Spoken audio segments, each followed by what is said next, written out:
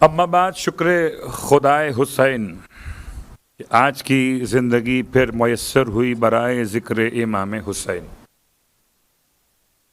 18 محرم الحرام 1444 سن ہجرت میں امام کے انتظار کی کیفیت کے ساتھ سرکار سید الشہداء کے ناصروں کی یاد منائی جا رہی، اور ایسے ناصروں کی یاد ہے کہ جن کی پہچان تائبون بھی ہے، جن کی شخصیت کا نکھار عابدون بھی ہے، جن کی گفتگو کا سلیقہ حامدون بھی ہے، جن کے قلت خوراک کا انداز سائحون بھی ہے، جن کے جھکنے کو راکعون کہیں، جن کی پیشانی کی عظمت کو ساجدون کہیں، وہ جو اچھائی کا حکم دیں تو آمرون کہیں، اور اگر برائی سے روک دیں تو ناہون کہیں، اور اگر دین خدا کی حفاظت کریں تو انہی کو تو حافظون کہیں۔ اور ان سب کا خلاصہ یہ کہ ختم یہ مرتبت ان کو بشارت کی خبر دیں۔ صلوات پڑھیں محمد وعلیہ۔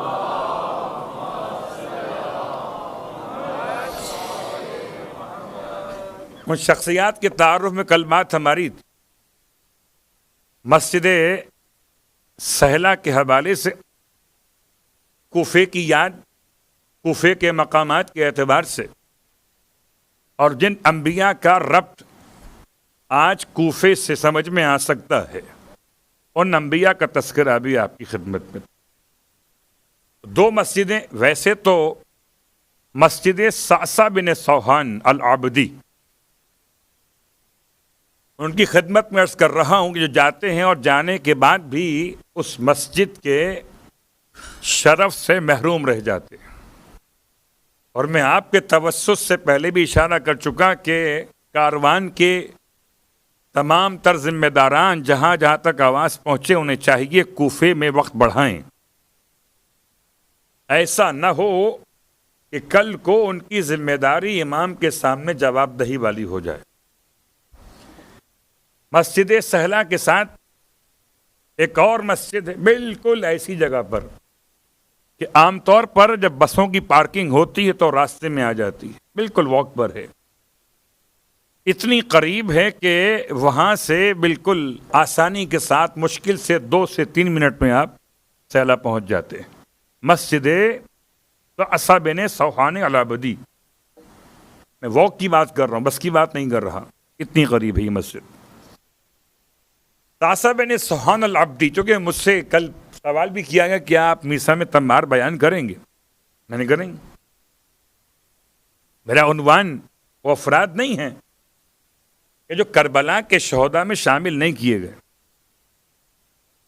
گرچہ وہ تمام کے تمام شامل کیے گئے جو راضی برضائے حسین رہے، جیسے وہ جو گزر گئے وہ بھی شامل، اور جو گزر رہے ہیں وہ بھی شامل، بس فرق یہ ہے کہ وہ پہلے گزر گئے اور یہ یا لیتنی کنتو کہہ کر اب گزر رہے ہیں۔ لیکن چونکہ عنوان بہت طویل ہو جائے گا اس لیے محدود کرتے ہوئے، ورنہ صعصع بن سوحان العابدی کی شخصیت کیا، ان کا مقام کیا، اسی سمجھیے کہ صاحب ہیں، رازدار ہیں، چاہنے والے ہیں مولائے کائنات علی ابن ابی طالب علیہ الصلوۃ والسلام۔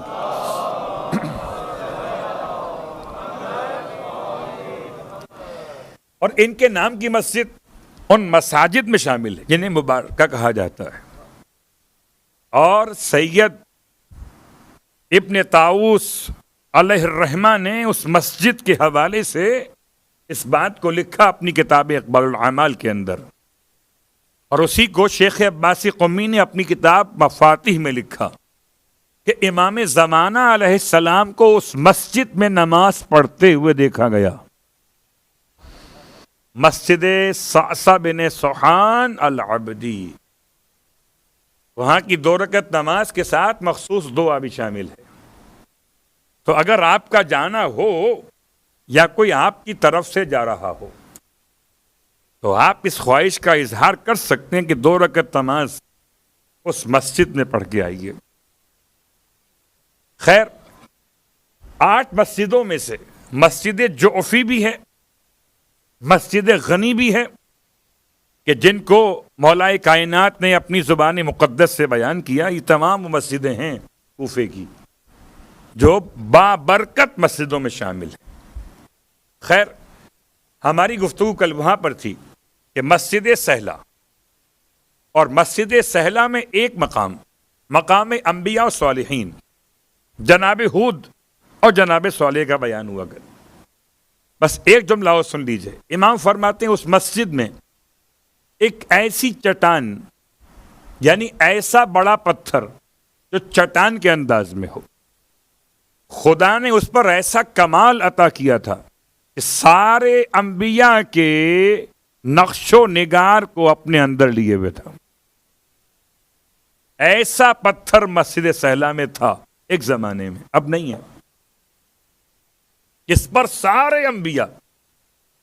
اور اگر آپ کو یاد دلاؤں تو شاید آپ کے اذہان عالیہ میں محفوظ ہو روایت امام حسن مشتبہ علیہ الصلوۃ والسلام کا جانا، اللہم صلی اللہ علیہ،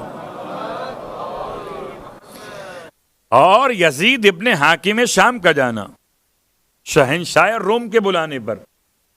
اور شہنشاہ روم نے کچھ تصاویر نکال کے رکھی تھیں اور پہچاننے کے لیے پہلے بلایا یزید کو، یزید ابن حاکم شام، اور بلا کے اس سے کہا کہ پہچانو، تم اسلامی حکومت کے ذمہ دار کے، حاکم شام کے وارث ہو، بتاؤ اسے یہ کون سے صاحب کی تصویر ہے۔ اسے کیا پتا اس سے اپنی تصویر خبر نہ ہو۔ اللہ اکبر، انبیاء کی تصویریں تھیں شہنشاہ روم کے پاس، نہیں پہچان سکا، اور انہی تصاویر کو امام مجتبیٰ نے پہچان لیا۔ ایک حاکم کوفہ کا بیٹا، ایک حاکم شام کا بیٹا، اور میں اگر آج اپنے الفاظ پھر بدلوں تو ایک کوفی اور ایک شامی۔ جو انبیاء کو پہچانے وہ کوفی ہے، اور جو انبیاء کو نہ پہچان سکے وہ شامی ہے۔ امام نے تصویروں کو دیکھا، حضرت آدم کی، حضرت نوح کی، حضرت ہود کی، حضرت صالح کی تصویریں دکھاتا گیا، آپ پہچانتے گئے۔ آخر میں تصویر دکھائی سرکار ختم یہ مرتبہ صلی اللہ علیہ وآلہ وسلم۔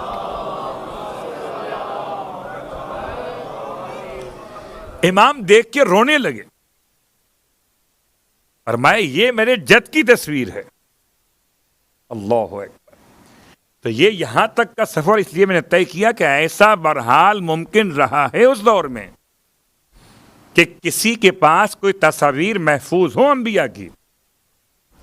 تو اگر یہ جملہ پڑھا جا رہا ہے تو آپ کے اذہان پریشان نہ ہوں کہ مسجد سہلا میں بروایت امیر ممکنات ایک ایسا صخرہ یا چٹان جس پر سارے انبیاء کے چہروں کا عکس خدا نے محفوظ کیا ہے۔ البتہ اب وہ صخرہ چٹان موجود نہیں ہے، لیکن اسی کی مناسبت سے شاید اسے مقام صالحین کہا جاتا ہے، صالحین کے بجائے۔ اگر صالحین پڑھتے تو 2 انبیاء ہی مراد ہوتے، صالحین پڑھیں گے تو سارے انبیاء مراد۔ کیوں اس مقام کا نام صالحین ہے؟ اس لیے کہ وہاں وہ صخرہ موجود تھا، اس پر انبیاء کی تصاویر محفوظ تھیں از طرف پروردگار عالم۔ اور ظاہر سی بات ہے، اگر اس زمانے کے وارث نے، حجت خدا کے بعد حجت خدا نے اگر انبیاء کی تصاویر کو پہچانا ہے تو آج بھی اگر کوئی پہچاننے والا ہے تو امام زمانہ علیہ الصلوۃ والسلام۔ پتھر کہاں ہو ان کے پاس؟ میں سمجھتا ہوں کہ انبیاء سے مصافحہ کرنا، اللہ اکبر، شرف بالائے شرف ہے۔ اگر کوئی نیمہ شعبان کربلائے معلیٰ میں سرکار سید الشہداء کی زیارت کا شرف حاصل کرے تو 1,24,000 انبیاء سے مصافحہ کرنے کے برابر ہے۔ گویا کہ اس نے 1,24,000 انبیاء سے مصافحہ کر لیا۔ پریشان ہو گیا مسلمان، یہ کیسے آپ نے کہہ دیا؟ تو سن لیجئے، ہم نے ایسے کہہ دیا کہ جیسے آپ نے سن لیا، اور دلیل چاہیے تو ایک جملہ سن لیجیے۔ اگر حجر اسود سے ہاتھ مس کرنا خدا سے ہاتھ ملانے کے برابر ہو، تو اگر پتھر پر ہاتھ لگانے سے خدا کے ہاتھ کی برکتیں مل سکتی ہوں آپ کے مکتب میں بھی، تو پھر وہ حسین ابن علی کے حرم میں جانے سے انبیاء کے ہاتھ کی برکتیں ملنا کون سی عجیب بات ہے؟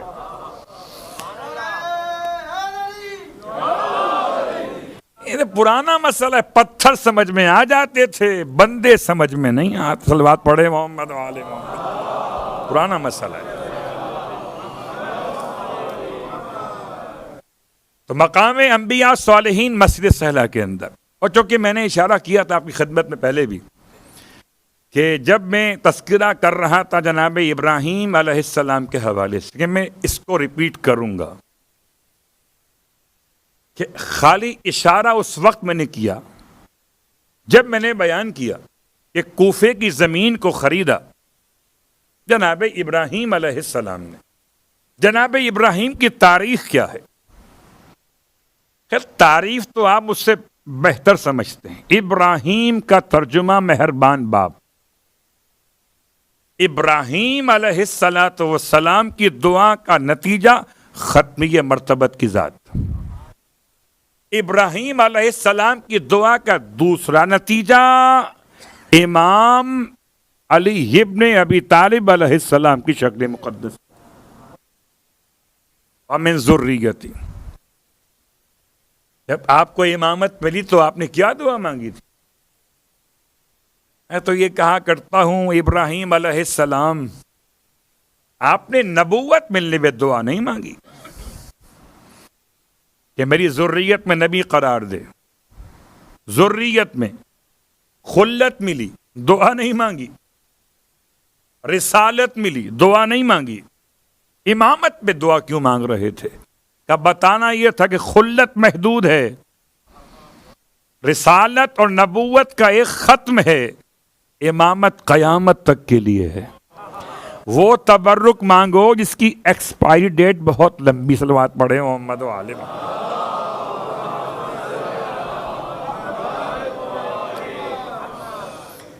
ومن ذریتی ربنا، اب دعا مانگ رہے تھے پروردگار عالم کی بارگاہ میں، دعا قبول ہو گئی۔ تو ابراہیم علیہ السلام، پوری تاریخ بیان کریں تو ایک مجلس تو کیا 30 مجلس سے کم ہے ابراہیم کے بارے میں۔ ابراہیم علیہ السلام کی ولادت باسعادت کہاں پر ہوئی؟ اس میں اختلاف۔ آپ کے والد کا نام، اس میں اختلاف۔ آپ کس گھر میں پلے، اس میں اختلاف۔ بعض مسلمانوں نے تو یہاں تک کہہ دیا کہ آزر کی اولاد، حالانکہ آزر کی اولاد نہیں ہیں، آپ تارخ کی اولاد ہیں، ابراہیم علیہ السلام۔ اور ابراہیم علیہ السلام کا سن 16 برس کا تھا، ایک روایت 16 سال کے تھے، یعنی ابھی سمجھ لیجئے کہ سن بلوغ میں داخل ہوئے ابراہیم کو 2 سال ہوئے ہیں، اگر 14 کی تکمیل کی بات کیجئے، یا 26 سال، 2 روایتیں الگ الگ۔ جب آپ کو آگ میں ڈالا گیا آپ 16 سال کے نوجوان تھے۔ ہر نوجوان کے لیے پیغام ہے کہ ابراہیم کو یاد کریں۔ آج فتنہ اور گناہوں کے جلتے ہوئے ایک کیفیت معصیت میں ہمارے اور آپ کے جوانوں کا امتحان ہے۔ بس جیسے ابراہیم کے لیے آگ گلزار بن گئی، ایسے آپ کے لیے یہ فتنہ والی دنیا جنت کا سلیقہ قرار پائے۔ کبھی سمجھ میں آتا ہے، شاید بہت بوڑھے ہو چکے ہوں گے جب آگ میں ڈالے گئے، نہیں، جوان تھے، 16 سال کے تھے یا 26 سال کے۔ پھر آپ کے سارے کارنامے اپنے مقام پر، آپ کا عراق سے کیا تعلق ہے اور آپ کا کوفے سے کیا ربط ہے؟ ورنہ تو آپ کی تاریخ بہت طولانی ہے۔ عراق میں ہی وہ مقام ہے کہ جہاں پر حضرت ابراہیم کے لیے آگ روشن کی گئی، سرزمین بابل کہی جاتی ہے۔ بابل زمین بھی ہے اور تہذیب بھی ہے، وہ الگ موضوع۔ اس کے علاوہ خدا آپ کو نصیب کرے سرزمین ہلہ کی زیارت۔ اچھا، ہلہ ایک ایسا شہر ہے عراق کا جس کو عراق کے مومنین نے نیا نام دیا ہے۔ نام کیا دیا ہے؟ مدینۃ الامام الحسن المجتبی علیہ السلام۔ ہلہ کو کہتے ہیں۔ کربلا مدینۃ الحسین اور ہلہ مدینۃ الحسن۔ تو ہلہ میں وہ مقام موجود ہے جہاں ابراہیم علیہ السلام کی ولادت گاہ کا عنوان رکھا گیا، جہاں پیدا ہوئے تھے۔ اور بابل کے علاقے میں وہ جگہ موجود ہے جہاں پر آپ کو نار نمرود میں ڈالا گیا تھا۔ تو قادسیہ کی طرف آپ کا آنا، قادسیہ کہاں پر؟ کوفے کے باہر، کربلا سے بہت پہلے اور کوفے کے بعد۔ قادسیہ میں آپ کب پہنچے اور آپ کب آئے؟ سرزمین کوفہ کے اوپر۔ اور یہ بنی عمالقہ کون ہیں؟ میں نے ایک جملہ تو بیان کیا تھا آپ کی خدمت میں کہ جناب ابراہیم علیہ السلام بنی عمالقہ سے جنگ پہ جاتے ہوئے جانب یمن، تب آپ نے اسٹے کیا ہے کوفے کے اندر۔ تاریخ مسجد سہلہ میں اتنا جملہ لکھا ہوا ہے، تلاش کر کر کے پریشان ہو گئے کہ بنی عمالقہ اور یمن کیا مسئلہ ہے، کب گئے آپ، اور کیا کوئی آپ نے جنگ لڑی ہے کہ نہیں لڑی؟ البتہ بہت تلاش کرنے کے بعد پرانی تاریخ کے اعتبار سے ابراہیم علیہ السلام نے ہجرت کی ہے، اور ہجرت کرتے ہوئے اپنے ساتھ جناب لوط کو لے کے چلے، جو آپ کے چچا زاد بھی تھے اور آپ کے سالے بھی تھے۔ جناب لوط اللہ کے نبی بھی تھے، ساتھ لے کے چلے جناب لوط کو۔ اور کہاں پر آ رہے ہیں آپ؟ نمرود کا علاقہ چھوڑ کر آ رہے ہیں جانب شام۔ تو راستے سے گزرتے ہوئے آپ نے قیام کیا قادسیہ میں، اور اس سے پہلے قیام کیا آپ نے کوفے کے اندر۔ یمن میں یہ بنی عمالقہ کون تھے؟ یہ وہی قوم ہے جس کے لیے موسیٰ علیہ السلام کے سپاہیوں نے کہا تھا، جو بہت بہادر تھے، بہت بہادر تھے۔ ان فیہا قوما جبارین، اس شہر میں تو بڑی جبار قوم رہتی ہے، ہم ان سے نہیں لڑیں گے، آپ جائیں اور آپ کا خدا لڑے گا۔ صلوات پڑھے محمد و آل محمد۔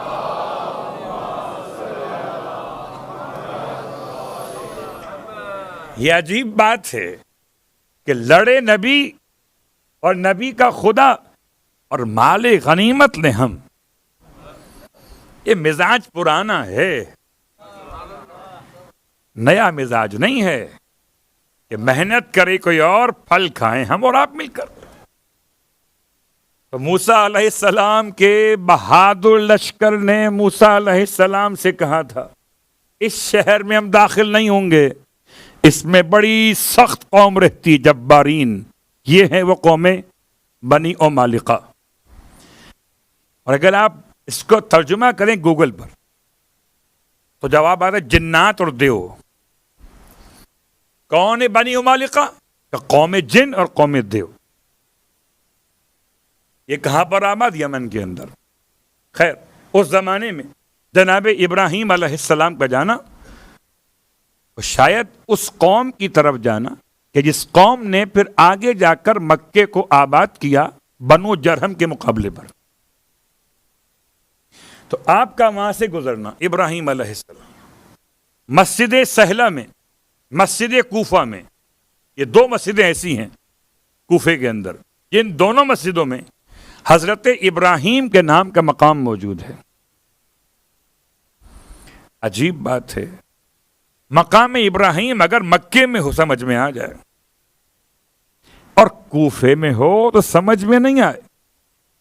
پتا چلا اصل مقصد مقام ابراہیم کا مسئلہ نہیں ہے، یہ بغض علی ابن ابی طالب کا مسئلہ. مکے میں جائیے تو چومتے رہ جائیے، حالانکہ وہاں چومنا منع ہے. یہاں پر آئیے، یہاں چومنا منع نہیں ہے. یا تو کووڈ کے دور میں بھی لوگ چومتے تھے. اللہ اکبر، یہ اپنے مقام پر ہے. یہ کوئی کیا سمجھے شفا بانٹنے والے دروازوں کو روک دیا جائے تو کووڈ کیسے ختم ہو پائے؟ صلوات پڑھے محمد والے محمد.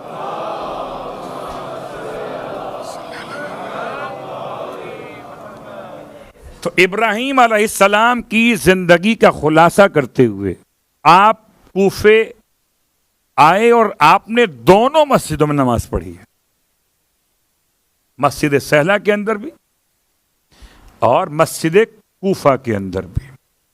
مسجد سہلہ کے 7 مقامات میں سے مقام نمبر 2 یہ مقام ابراہیم ہے، اور مسجد کوفہ کے 11 مقامات میں سے مقام نمبر 1 مقام ابراہیم ہے، جو کہیں 1 نمبر مقام کے لحاظ سے، کہیں 2 نمبر.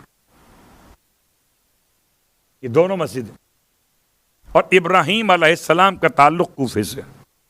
اتنا قیام کیا کہ ان کی برکت سے خدا نے سرزمین کوفہ پر رحم و کرم کیا اور زلزلے آنا بند ہو گئے.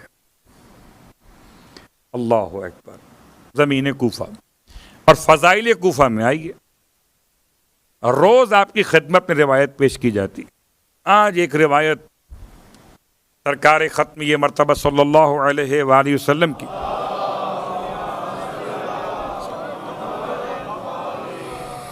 اللہ کے رسول نے مولائے کائنات کی پیشانی چوم لی، جیسے کوئی بڑا بھائی اپنے چھوٹے بھائی کی پیشانی چوم لے، یا جیسے کوئی استاد اپنے شاگرد کی ذہانت کو دیکھ کر اسے اس مقام سے نواز دے، یا جیسے کوئی پالنے والا باپ اپنے پلے ہوئے شیر کی شجاعت کو دیکھ کے چوم لے. لیکن یہ چومنا نہ تو شجاعت کی بنیاد پر تھا، نہ تہذیب علم کی بنیاد پر تھا، یہ چومنا ولایت علی ابن ابی طالب کی بنیاد پر تھا. اللہم صلی علی محمد. آپ نے دونوں آنکھوں کے بیچ میں بوسہ دیا. اللہ کے رسول نے، اللہ اکبر. ہو سکتا ہے کسی کو پریشانی ہو، کیسے ہو سکتا ہے سب تو پیغمبر کے ہاتھ چومتے ہوں، یہ پیغمبر علی کی پیشانی کیوں چوم رہے ہیں؟ تو قبلہ اتنی سی بات کافی ہے، جو حجر اسود چومتے ہیں تو سنت ہو جاتی ہے، اور اگر علی کی پیشانی چومتے ہیں تو آپ کو پریشانی کیوں ہو جاتی ہے؟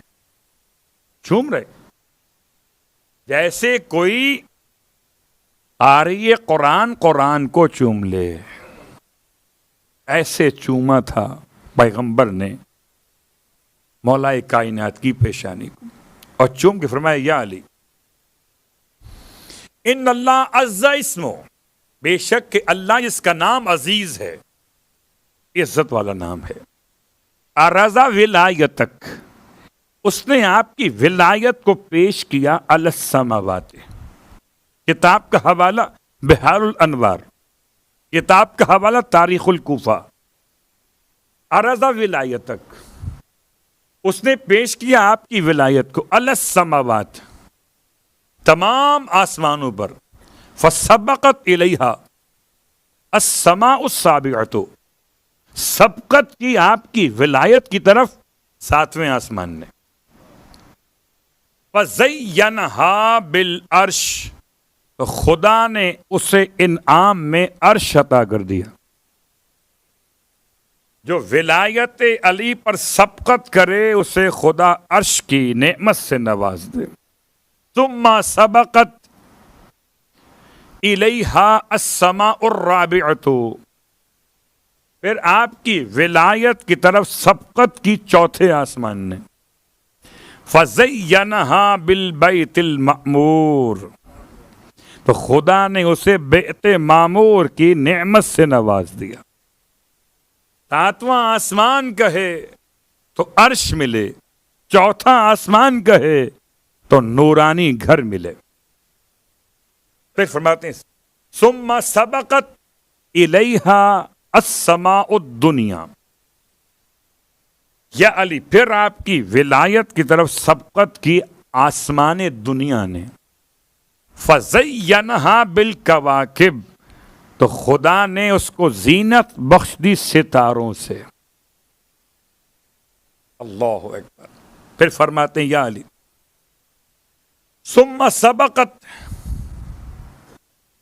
الیہا الارضین، پھر زمینوں نے سبقت شروع کی. فسبقت الیہا المکۃ فزینہا بالکعبۃ، جب زمین مکہ نے آپ کی ولایت پر سبقت کی تو خدا نے اسے کعبے سے نواز دیا. ثم سبقت الیہا بالمدینہ المدینہ، پھر سبقت کی مدینہ منورہ نے. فزینہا بی، تو خدا نے اسے مجھ محمد سے نواز دیا. ثم سبقت الیہا الکوفۃ، پھر سبقت کی آپ کی ولایت کی طرف زمین کوفہ نے. فزینہا بکا، بس خدا نے اسے آپ کے ذریعے سے نواز دیا. آخری جملہ بھی ہے ثم سبقت الیہا قم فزینہا بالعرب ففتح لہا بابا من الجنت. اس کے بعد زمین قم نے سبقت کی آپ کی ولایت کی طرف تو خدا نے اسے عرب سے نواز دیا. یہاں عرب کا مطلب آل محمد دیا گیا. وفتح لہو، اور کھول دیا قم کے لیے بابا من الجنہ، جنت کا دروازہ. صلوات پڑھے محمد و آل محمد.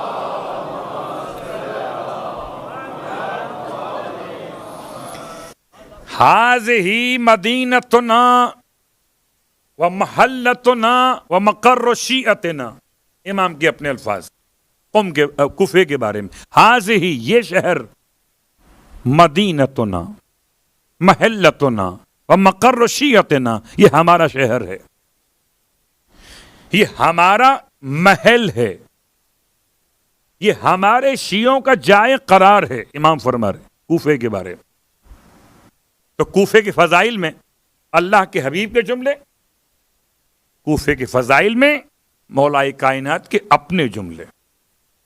اور جو کل آپ کی خدمت مقدس میں بیان کر رہا تھا دکت القضا کو، دکت القضا کے بالکل پیچھے، یعنی کہ شاید کہ دو صف کا فاصلہ ہو نمازی کے اعتبار سے، ایک اور مقام ہے، مقام کا نام بیت التشت، مسجد کوفہ کے اندر. یہ بھی فضائل علی ابن ابی طالب علیہ السلام کا عنوان ہے، بیت التشت.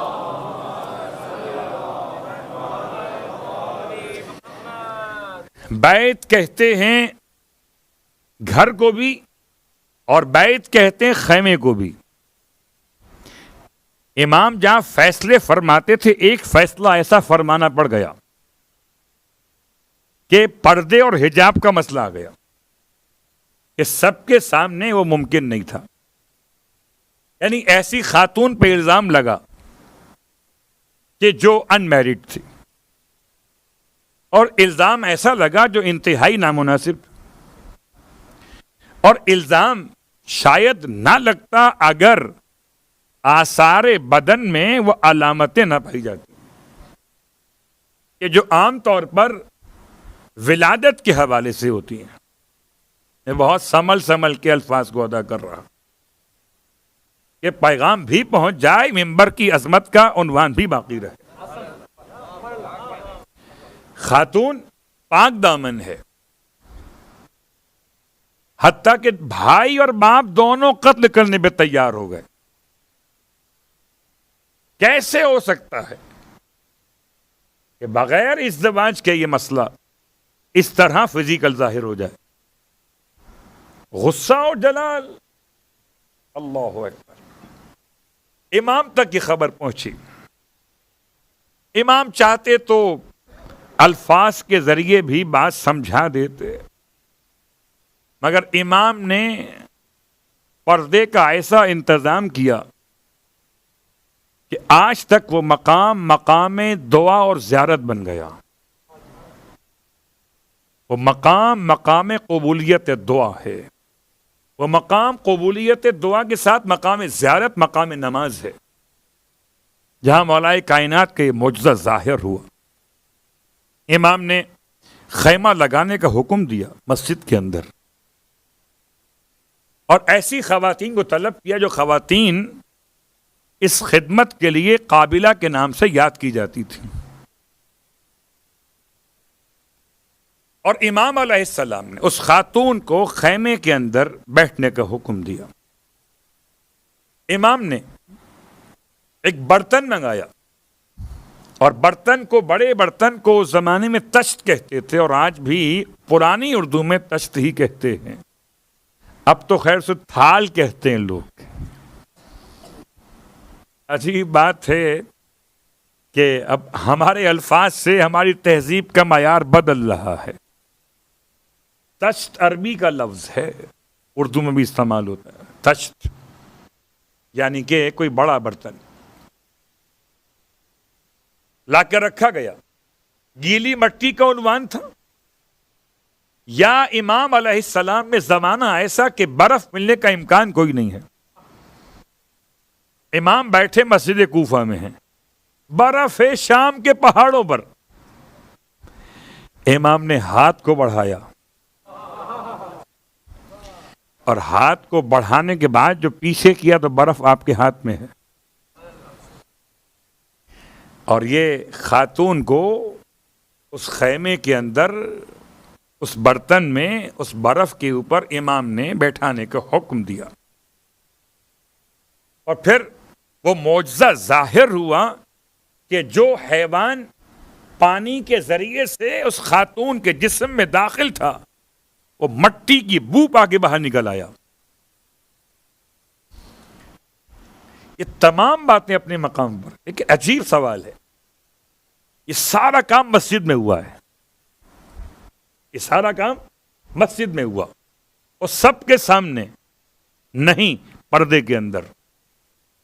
البتہ عفت کا اناؤنسمنٹ سب کے سامنے ہوا کہ جس سے تم سمجھتے تھے کہ یہ حاملہ ہے، دیکھو یہ حاملہ نہیں، عفیفہ ہے، پاک دامن.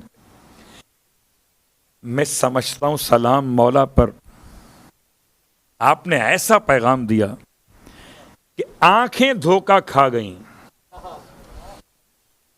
مگر کسی پاک دامن پر آپ نے دھبا آنے نہ دیا.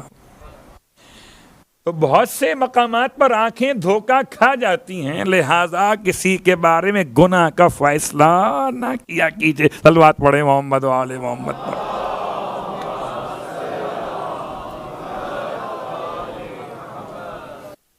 یہ مسجد کوفہ ہے، یہ شہر کوفہ میں امام علیہ السلام اور کوفے کی عظمت، اور کوفے کی عظمت کے ساتھ ساتھ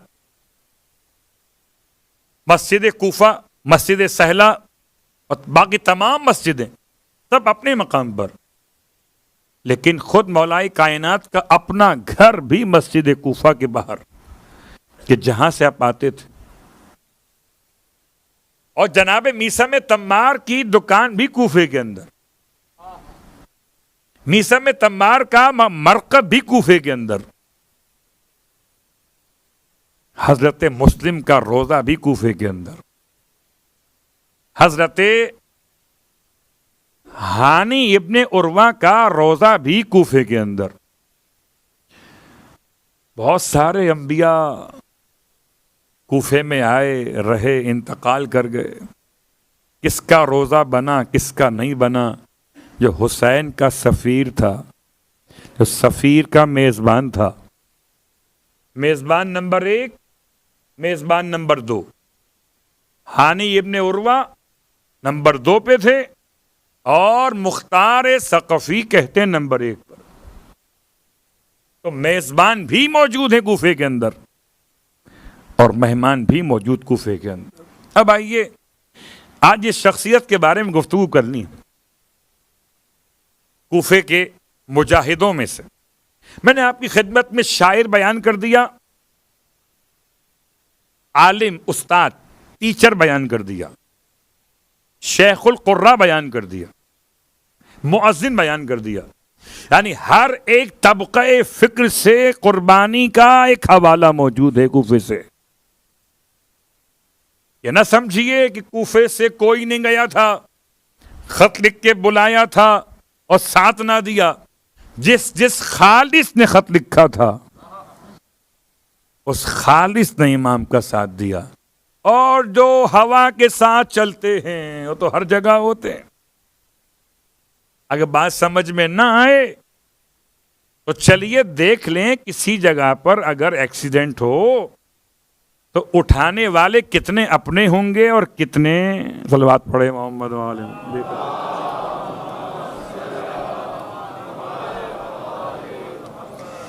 پتہ کیسے چلے اپنے کون ہیں پرائے کون ہیں اس مجمع میں؟ یا کون جائے گا اسپتال تک ساتھ اور کون جائے گا اس کی انکوائری کے لیے پولیس اسٹیشن ساتھ، اور کون یہ سوچ کے ہٹ جائے گا بھائی چلو پولیس آ گئی. بات واضح ہو رہی ہے. تو کوفے میں 5 طرح کے گروہ آباد تھے. ایک شہر ہے کوفہ، جیسے ہی کیپٹل بنا. مثال دیتا ہوں آپ کی خدمت میں، اور بہت سنبھل کے میں نے کوفے کی تاریخ پڑھی ہے کہ تاکہ کوئی بھی لفظ ایسا نہ ہو جو آپ کے لیے باعث تشویش بنے. مثال دے کے پہلے پاکستان کی مثال دیتا ہوں. پاکستان کا کیپٹل کیا تھا پہلے؟ کراچی. اس کے بعد یہ شفٹ ہو گیا کہاں پر؟ اسلام آباد. اسلام آباد کی جو اپنی آبادی ہے وہ الگ ہے، اور جو کیپٹل بننے کے بعد آبادی موو ہوئی وہ الگ ہے. بالکل سمجھیے ایسے ہی کہ جیسے پہلے مدینہ منورہ کیپٹل تھا اور مولائے کائنات نے مدینہ منورہ سے اپنے کیپٹل کو شفٹ کیا کوفے کی طرف. تو اب جو چھوٹے چھوٹے دیہاتوں میں گاؤں میں لوگ تھے، غلام تھے، جن کو کاروبار کرنا ہوتا تھا، وہ کہاں پر آ گئے؟ کوفے میں آ گئے. اب سب کے سب کوفی ہو گئے. پہچان بڑی مشکل ہو گئی، لیکن میں سمجھتا ہوں کہ جوہری پہچان لیتا ہے کہ کون سا دانہ سنگریزہ ہے اور کون سا دانہ در بن چکا. صلوات پڑھے محمد والے.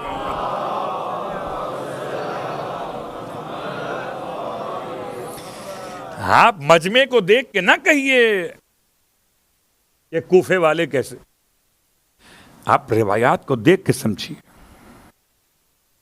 اور پھر آئیے اس شخصیت کا تذکرہ کرنا مقصود ہے، وہ بہت اہم شخصیت. یہ کوفے کے رہنے والے صحابی رسول ہیں،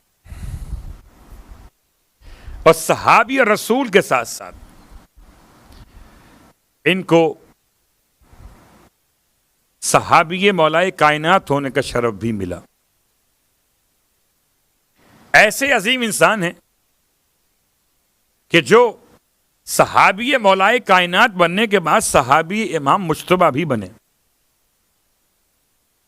اور صحابی امام مجتبی بننے کے بعد صحابی امام حسین علیہ السلام بھی بنے. ان کا نام بہت کم دیا جاتا ہے، مگر تقریباً سب کو یاد ہے۔ حضرت مسلم ابن اوسجہ الازدی السعدی الاسدی الثعلبی، ددیال ننیال قبیلوں کے نام ملا کے جمع کیے میں نے۔ اب سب کو بیان کروں تو بات آگے بڑھ جائے گی کہ ثعلبی کیوں تھے آپ، سعدی کیوں تھے، اور اسدی کیوں تھے۔ بس یہ سمجھے یہ محمدی بھی تھے، علوی بھی تھے، حسنی بھی تھے، اور حسینی بھی تھے۔ بات پڑھ لیں محمد والے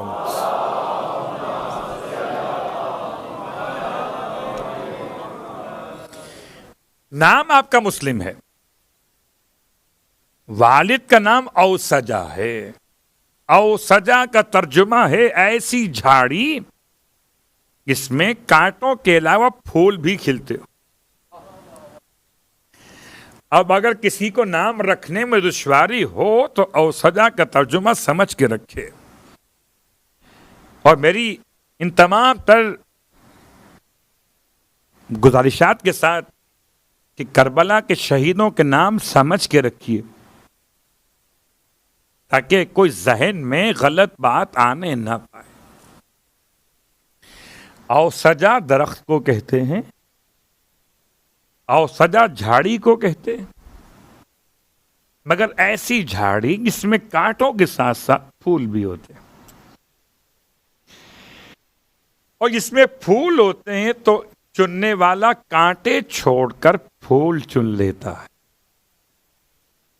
خدا نے اوسجہ کو اگر اور اولادیں عطا کی تو ہو سکتا ہے کوئی کیسی ہو مگر ایک تو مسلم بھی عطا کیا۔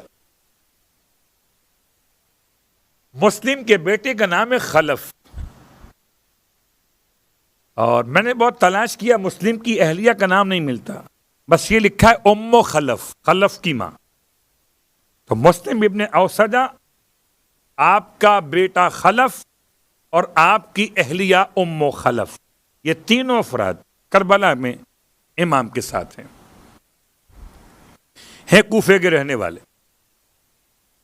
اور پیغمبر کی خدمت میں آتے جاتے رہے، صحابی تھے، اور بڑے پکے صحابی تھے۔ پکے صحابی کا مطلب کیا ہے؟ بہت غور کیجیے گا۔ یہ پکا صحابی سمجھ میں کب آیا؟ جب سرکار ختمی مرتبہ صلی اللہ علیہ وآلہ وسلم کی روایت سامنے آئی۔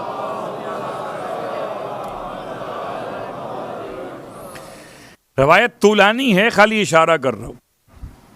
کتاب کا نام کامل الزیارات، کتاب کا نام سیرہ سوانح حیات مسلم ابن اوسجہ۔ روایت کیا کہ اللہ کے حبیب نے سرکار سید الشہداء کی شہادت کی خبر سنائی جب حسین کو سیدہ گود میں لیے ہوئے تھے۔ تب اللہ کے رسول نے ان افراد کا تعارف کرایا جو حسین کا ساتھ دیں گے۔ فرمایا وہ ایسے ہوں گے جیسے آسمان کے چمکتے ہوئے ستارے۔ مجھے اب سمجھ میں آیا کہ اصحابی کن نجوم کا مطلب کیا تھا۔ قسم بخدا کربلا کے 72 تو تھے مگر تتر بتر نہ تھے۔ صلوات پڑھ لیں ماما۔ بے ایہم، جس کو چاہو اپنا مقتدا بنا لو۔ یہ سب کے سب حسین سے ملے ہوئے تھے، کسی ایک میں بھی ایسا عنوان نہ تھا کہ رائٹ اور لیفٹ ہو۔ اس لیے شاید یہ بات وہاں سمجھ میں آئے کہ میرے صحابی آسمان کے تاروں کی مانند کہ جس کی چاہو پیروی کر لو۔ مجھے ایسے صحابی صرف کربلا میں ملے کہ 72 میں کوئی نو مسلم ہو اور کوئی پرانا مسلم ہو، کوئی وہاب قلبی کے نام سے ہو یا کوئی فرزند اوسجہ ہو، کوئی بوڑھا ہو کہ جوان، جس کی چاہو پیروی کر لو تمہیں حسین تک لے جائے گا۔ اسی لیے تو امام جعفر صادق علیہ السلام نے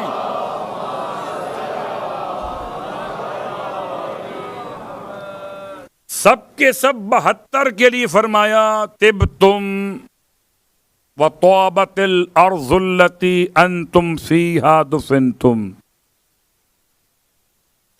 سب کے لیے فرمایا فیا لیتنی کنت معکم فافوز معکم. یہ تو نہیں تھا کہ ان 72 میں سے کوئی مسلم ابن اوسجہ کو چنے گا تو حسین تک پہنچے گا، اور اگر اس نے جون ابن حوی کو چن لیا تو کہیں اور پہنچ جائے گا. کیا خیال ہے آپ کا؟ یہ سب 72 ضرور ہیں مگر 73 نہیں ہے. کسی ایک کی پیروی کر لو حسین تک لے جائیں گے. تو مسلم ابن اوسجہ ان عظیم افراد میں شامل. ان کی کنیت کچھ بحث کر دیں. بڑی عجیب کنیت ہے ان کی. کنیت ہے ابو جہل. ابو جہل، جہل نہیں. اب یہ ذرا سا مجلس پڑھتے پڑھتے ہماری جو مخارج کا مسئلہ ہو جاتا ہے. اس لیے مجلس پڑھنا اور مسئلہ، نماز پڑھنا اور مسئلہ ہے. تم یاد دلاؤں کہ الفاظ کے ادائیگی میں معنی بدل جاتے ہیں. جیسے کوئی کہے الحمد للہ رب العالمین، ترجمہ کیا ہے؟ ساری تعریفیں اللہ کے لیے جو عالمین کا رب ہے. اور کوئی الحمد کے بجائے الحمد کہہ دے تو بالکل اس کی ضد والے معنی یہاں پر ہو جائیں گے. میں معنی کروں گا نہیں، بس تعریف کے مقابل کیا وہ سمجھ رہے ہیں.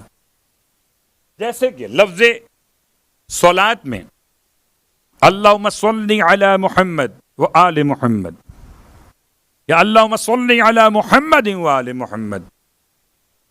صلی سواد سے، اللہم صلی سین سے، بالکل معنی اپوزٹ.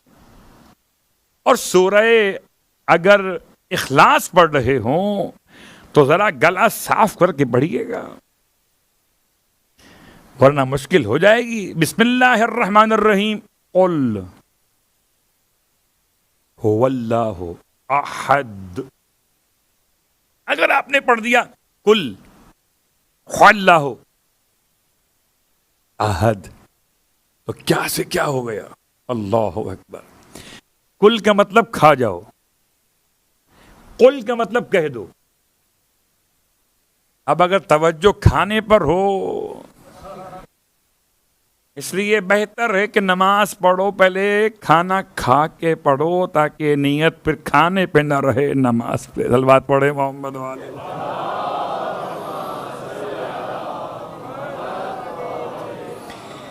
اتنی باتیں میں نے کیوں بیان کی کہ تاکہ لفظ جہل اور جہل کو واضح کر سکوں.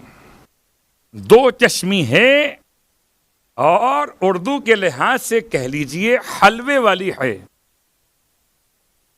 یہ دونوں ہی حروف حلقی سے ہیں. مشکل یہ ہے ایک ابتدائی حلق سے ہے، ایک انتہائی حلق سے ہے.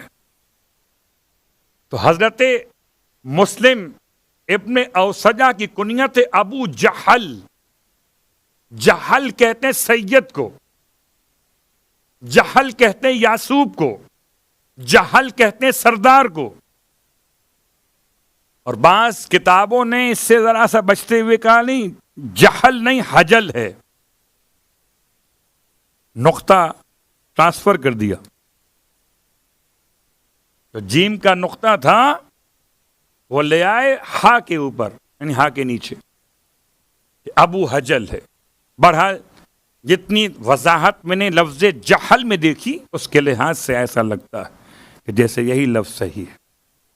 جیسے کل لفظ یزید آپ سمجھ گئے، ایسے آج سمجھ لیجیے.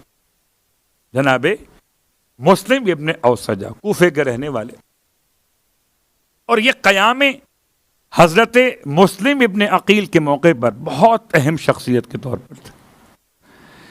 اب یہ معقل نامی جاسوس نے عبید اللہ ابن زیاد کے کہنے پر 3000 درہم کا خمس کے دینے کے بہانے سے حضرت مسلم ابن اوسجہ کے ذریعے سے، جناب ہانی ابن عروہ کے ذریعے سے مسلم کا پتہ معلوم کیا تھا. غور کیجیے گا, سوال پیدا ہوتا ہے کہ جب مسلم ابن عقیل علیہ السلام اریسٹ کیے گئے یا شہید کیے گئے تو یہ لوگ کہاں تھے؟ یہ لوگ وہ تمام کا تمام لشکر مسلم اپنے قائد کے گرفتاری یا شہادت کے بعد سے منتشر ہوا, اور جب رابطہ ختم ہو گیا کہ کیا کرنا ہے تو پھر ایک سوال ذہن میں تھا کہ حسین آ رہے, یا تو یہاں اپنی جان قربان کر دی جائے یا اپنی جان کو جانے زہرا پہ قربان کیا جائے. ذرا سا حالات سمجھیے گا کوفے کے تو پھر آپ کو اندازہ ہوگا کس قدر مشکل حالات تھے ان افراد کے لیے. آج کا دور تو میڈیا کا دور ہے نا, رابطہ ہو گیا, وائرلیس کام کر رہے ہیں, آپ کو خبر مل گئی کہ کہاں جانا ہے. مسلم کی شہادت کی خبر اتنی آسانی کے ساتھ سب تک نہیں پہنچی جب تک کہ حکومت نے اناؤنس نہیں کیا. اب اپنے اپنے طور پر سب نے امام کی خدمت میں جانے کا فیصلہ کیا. کوئی پہلے پہنچا اور کوئی بعد میں پہنچا, اور کوئی بعد میں کربلا کے بعد توبہ گزاروں میں شامل ہوا. یہ سب کوفے کے لوگ. لیکن حضرت ابن اوسجہ عظیم شخصیت کے طور پر دل چاہتا ہے کہ ان کی پڑھنے سے پہلے شہادت کو امام زمانہ نے جو ان کے لیے سلام کے الفاظ کہے ہیں آپ کی خدمت میں پہلے بیان کر دو. زیارت ناہیہ مرثیہ امام زمان ہے کربلا کے شہیدوں کے لیے. اچھا, ہمارے یہاں تو زیارت ناہیہ پڑھنے کا رواج بہت کم ہے. زیارت عاشورہ پڑھ لیتے ہیں, زیارت وارثہ پڑھ لیتے ہیں, ناہیہ نہیں پڑھتے. کبھی اگر وقت ملے تو پڑھ لیجئے, اور بہتر ہے ترجمے کے ساتھ پڑھ لیجئے. السلام پہلا جملہ ہے جناب مسلم ابن اوسجہ کے بارے میں. السلام, سلام ہو کس پر؟ مسلم پر. ابن اوسجہ جو بیٹے اوسجہ کے. اور پھر جو فضائل امام نے بیان کیے ہیں کہ جب آپ پر سے بیعت اٹھائی حسین ابن علی نے تو آپ کھڑے ہو گئے. امام فرما رہے ہیں میں اس وقت مقتل نہیں پڑھ رہا, تاریخ نہیں پڑھ رہا, میں زیارت ناہیہ کا ترجمہ پڑھ رہا ہوں. سلام مسلم ابن اوسجہ پر کہ جب آپ پر سے اٹھائی بیعت حسین ابن علی نے تو آپ کھڑے ہو گئے, اور کھڑے ہونے کے بعد کہا کہ اگر ہم آج اپنی جان بچا کے چلے جائیں تو کل رسول خدا کو کیا منہ دکھائیں گے کہ ہم آپ کا ساتھ چھوڑ کے چلے آئے. پھر آپ نے فرمایا کہ میں اتنا لڑوں گا یہاں تک کہ اپنا نیزہ آپ کے دشمنوں کے سینوں میں توڑ دوں. اتنی بار نیزہ استعمال کروں گا کہ لڑتے لڑتے میرا نیزہ ٹوٹ جائے. یہ امام زمان کے الفاظ ہیں ابن اوسجہ کے بارے میں. اچھا, یہ کوئی جذباتی جوان نہیں ہے کہ جناب کو جوان ہو تو جذبات میں آ گیا مولا میں یہ کر دوں گا وہ کر, نہیں. یہ بوڑھے آدمی ہے,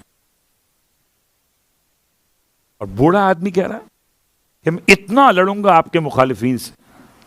پھر کہتے ہیں میں اتنا اپنی تلوار سے ان کی گردنیں کاٹوں گا یہاں جب تک تلوار کا قبضہ میرے ہاتھ میں رہے, یہاں تک کہ تلوار ہی ٹوٹ جائے. شاید اس کے وزن کو آپ محسوس نہیں کر پا رہے کہ تلوار ٹوٹتی کب ہے, نیزہ ٹوٹتا کب ہے. ایک ہاتھ دو چار میں نہیں ٹوٹتا. اس کے بعد کہتے ہیں اگر میرے پاس کوئی ہتھیار نہ بچا تو میں پتھر اٹھا لوں گا. مسلم ابن اوسجا، اور پتھر اٹھا کر آپ کے دشمن کا مقابلہ کروں، یہاں تک کہ میں اپنی جان آپ کے قدموں پہ قربان کر دوں۔ فَيَقْتُلُونَ وَيُقْتَلُونَ، یہ دونوں جملے حضرت مسلم ابن اوسجا کے لیے سمجھ میں آ رہے ہیں۔ پھر امام زمانہ فرماتے ہیں، عجیب جملہ ہے، فرمایا کنتا، آپ ہیں وہ اول من شرا نفسہ، جس نے سب سے پہلے اپنی جان کا سودا کیا۔ اچھا بھائی، مشکلات یہ ہے کہ ہمارے یہاں جو ترتیب شہداء کی ہے اس میں سمجھ میں نہیں آتا کہ کیا پڑھا جائے۔ پہلا شہید کون ہے؟ تو پہلا شہید کس نے کیا لکھا؟ حمید نے کیا لکھا؟ غلام امام نے کیا لکھا؟ ابی مخنف نے کیا لکھا؟ امام زمان نے کسے کہا پہلا شہید؟ حضرت مسلم ابن اوسجا۔ یہ کربلا کے شہیدوں کے پہلے شہید ہیں، سب سے پہلے شہید ہوئی۔ کنتا اولا، آپ تھے اول من شرا نفسہ، جس نے اپنی جان کا سودا کیا۔ وہ اولا شہید من شہداء اللہ، اور پہلے شہید قرار پائے اللہ کے شہیدوں میں سے۔ قضا نحبہ، جس نے اپنا وعدہ پورا کر دیا۔ اب عجیب جملہ ہے، اور شاید جہاں تک میں نے پڑھا کسی اور کے لیے یہ جملہ نہیں ہے۔ فرمایا فَفُزْتَ وَرَبِّ الْكَعْبَةِ، اور رب کعبہ کی قسم آپ کامیاب ہو گئے۔ حضرت مسلم ابن اوسجا کے زیارت نامے کا جملہ حضرت ناہیہ کے اندر زمانے کا امام وارث کعبہ کہہ رہا ہے، فَفُزْتَ وَرَبِّ الْكَعْبَةِ، رب کعبہ کی قسم آپ کامیاب ہو گئے۔ اللہ اکبر۔ اس پر سلام ختم نہیں ہو گیا، آپ نے شان کو بیان کرتے ہوئے سلام کے الفاظ کو آگے بڑھایا، اللہ آپ پر رحمت نازل کرے۔ جب آپ زخمی ہو کر گرے تو حسین آپ کے سرہانے آئے اور آ کر اس آیت کو پڑھا، فَمِنْهُمْ مَنْ قَضَى نَحْبَهُ وَمِنْهُمْ مَنْ يَنْتَظِرُ وَمَا بَدَّلُوا تَبْدِيلًا۔ یہ امام نے آیت تلاوت کی جناب مسلم ابن اوسجا کے سرہانے، اس سے مقتل کی روایت لکھتی ہے الگ، امام زمانہ پڑھ رہی ہے۔ اللہ اکبر۔ امام زمانہ یاد کر رہے ہیں اس عظیم شہید کو، تو کربلا کے شہیدوں میں جو پہلا شہید و کوفی ہے۔ اب خیال کیجئے گا کہ سب سے پہلے جس نے اپنی جان قربان کی وہ ایک کوفی ہے، اور کوفی جوان نہیں ہے، بوڑھا ہے۔ مسلم ابن اوسجا زخمی پڑے تھے، ذرا سی جان باقی تھی۔ آپ تھے میسرہ کے لشکر کے سردار، امام کے لشکر میں، اور جب فرات کی جانب سے شبس بن ربعی کے دستے نے حملہ کیا مولا حسین کے دستے پر، تو امام کے لشکر کا میسرہ مقابلہ کر رہا تھا، اور جب جنگ کے بادل چھٹے تو مسلم لڑتے لڑتے گر چکے تھے۔ 50 سے اوپر افراد کو بوڑھے شخص نے مارا تھا۔ کتنا بوڑھا تھا یہ؟ کہ اتنا بوڑھا تھا حسین کا جانثار، جس سے علی اپنا بھائی کہتے تھے۔ جب علی کے بھائی ہوئے تو حسین کے چچا ہوئے۔ اپنی کمر سے تختہ باندھ کر آئے تھے، اتنے بوڑھے تھے۔ اپنی پیشانی پر رومال باندھ کر آئے تھے، اپنے راشے والے ہاتھوں پہ تلوار رکھ کر اس تلوار کو باندھ کے آئے تھے۔ یہ زخموں سے چور ہو کر گرے، حسین سرانے پہنچے۔ اور یہ زمانہ بھی وہ جب حبیب ابن مظاہر بھی حیات ہیں، اس کا مطلب اول شہید.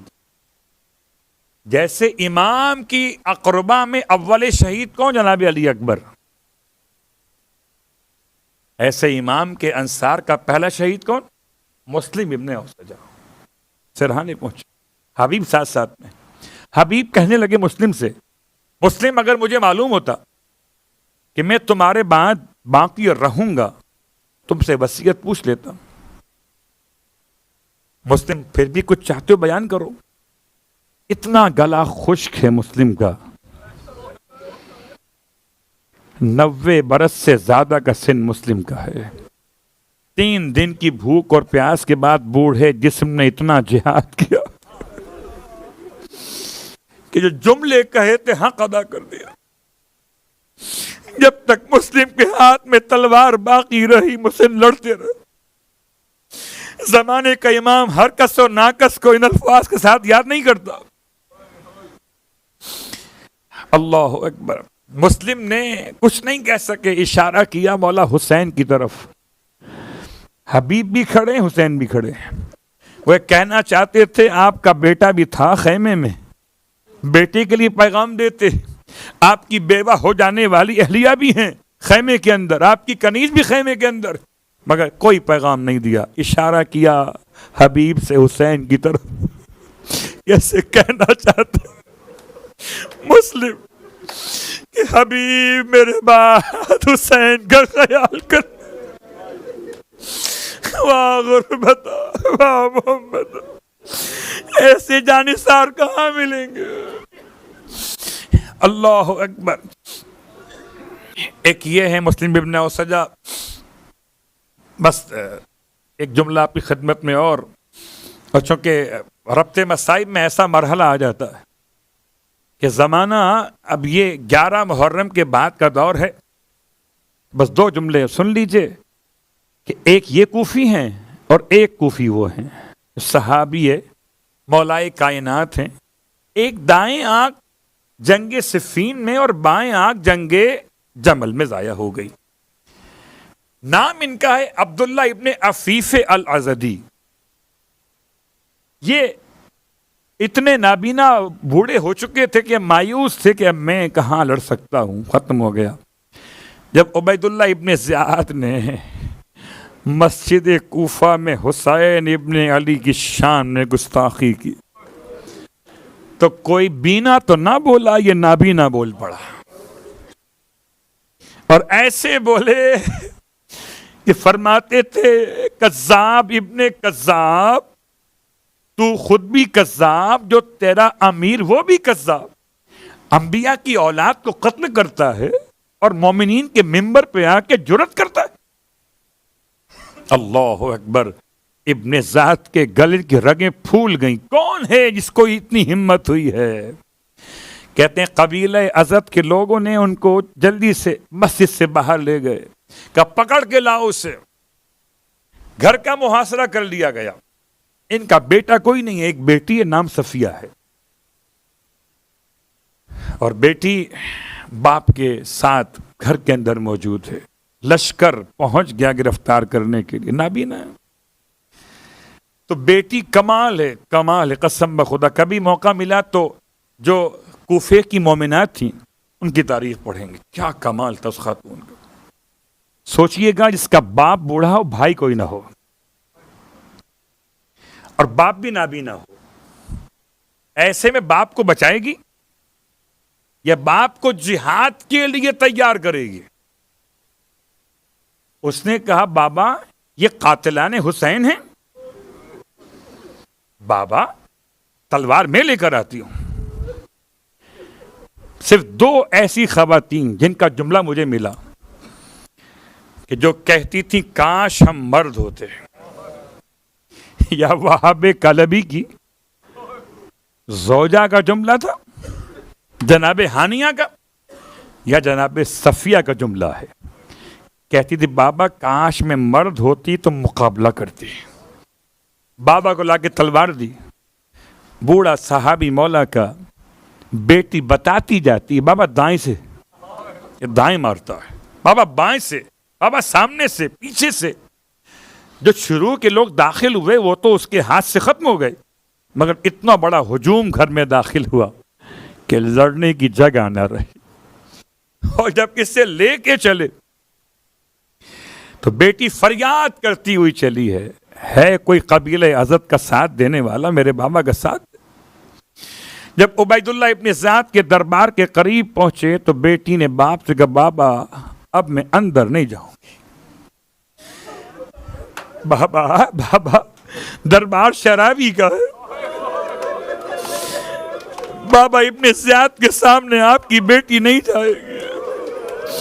اور میں کہتا ہوں میں اس بیٹی کا یہی تو حق تھا کہ اپنے پردے کو سنبھال کے کہتی تھی کہ میں اب سب کے سامنے نہیں جاؤں گی، میں کہوں گا اے صفیہ، ارے تم نے دربار کے باہر اپنے آپ کو روک دیا، ہائے نبی کی بیٹیاں، ہائے زہرا کی بیٹیاں، کبھی شام کا دربار، کبھی کوفے کا دربار، ارے کبھی بازار، ارے میں کہوں صفیہ، ارے آئے میری آقا زادی آپ کے سر پہ چادر تو تھی، لیکن ہائے زینب کبریٰ اس عالم میں دربار میں لائی گئی کہ سر پہ چادر نہ تھی۔ اے صفیہ، ارے تمہارے ہاتھ تو بندھے ہوئے نہ تھے، لیکن ہائے زہرا کی بیٹیاں اس عالم میں دربار میں ہاتھ پسے گردن بندھے ہوئے، انا للہ وَإِنَّا إِلَيْهِ رَاجِعُونَ۔ الا وَلَعنَةُ اللَّهِ عَلَى الْقَوْمِ الظَّالِمِينَ وَسَيَعْلَمُ الَّذِينَ ظَلَمُوا أَيَّ مُنقَلَبٍ يَنقَلِبُونَ۔